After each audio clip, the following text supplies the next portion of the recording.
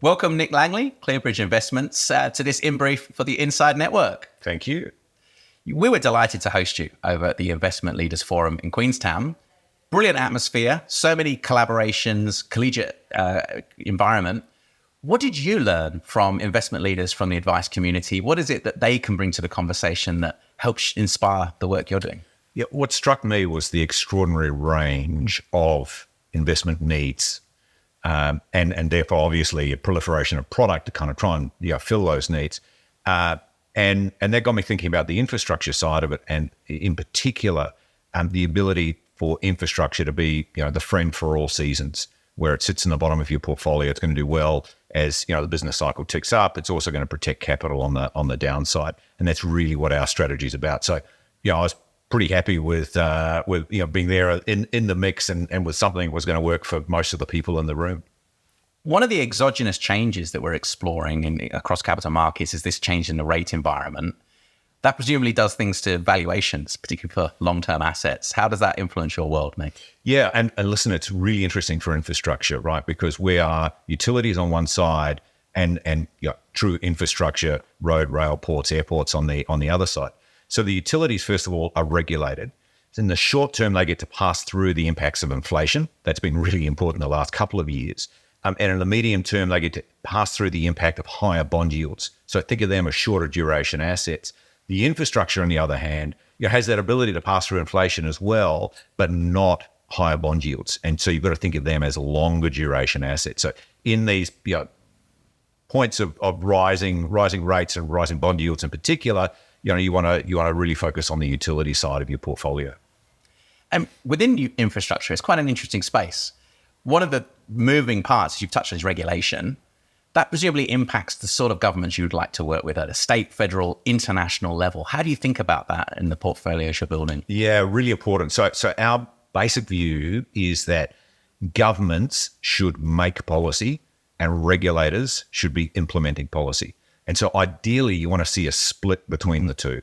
Otherwise, you can get some funny kind of outcomes and surprises.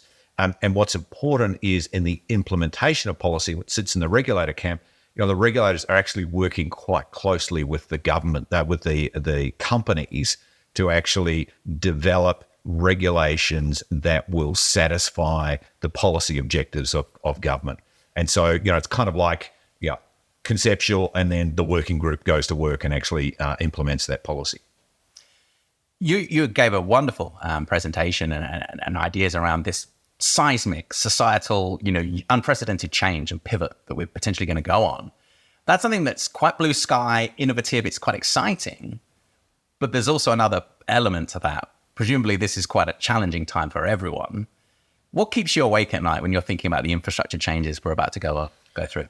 Yeah, there's a bunch of things, but they break down really to big picture and small picture. So on the big picture side, you're right. We've got north of $100 trillion to spend on this energy transition path to net zero.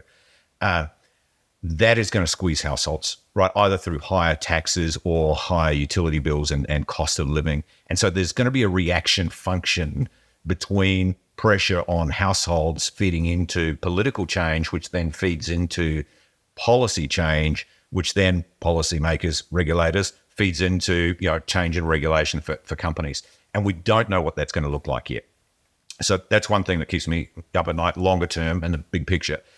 Smaller picture, I'd say physical asset risk is a big one. So climate's changing, more frequent storms, more severe, and we are going to have to make hard choices about saying, well, listen, there are some places where you simply can't live, where you can't build homes. And we've already faced that in New South Wales with flooding and the like.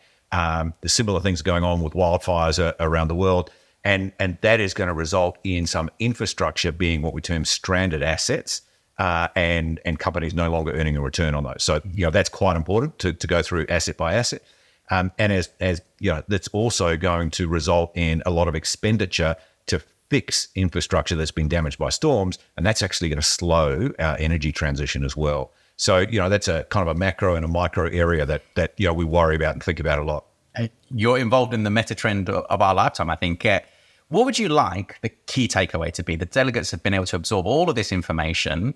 If you were to distill it now so that they can take away and maybe put it into action with their clients over the coming weeks. Yeah, I think, listen, from my perspective and the presentation that I put forth, what I was trying to say to them is, if you're thinking about an investment in the energy transition space, really the best risk-adjusted return comes from the regulated side, where our companies are working with regulators to implement public policy which says we're going down this path of decarbonising, and that means that you've got reasonable returns for relatively low risk. Coupled with that, infrastructure, because of the regulation and nature of concession contracts, has the ability to pass through changes in macroeconomic variables, and so that means that infrastructure, is that friend for all seasons in your portfolio. As a final point, one thing I said which caused a bit of a stir was that I believe that in 20 years, electricity will be almost free. And that's because we're spending all this money on renewables and so on now. They cost a lot up front, but they don't cost anything to operate. And so once all of that capital's gone in the ground and once we've depreciated a lot of the expenditure on the grids, then actually the cost of electricity is going to come down a lot. That's going to turn things on its head. It'll be inflationary and then disinflationary and, potentially drag on GDP growth for a while and then cause a boost or a boom in GDP growth and productivity. And listen, that's going to turn, the macro world on its head. People are not thinking about that at this point in time. It's a beautiful conversation. We need to have more of them. Thank you so much, Nick. That's my pleasure.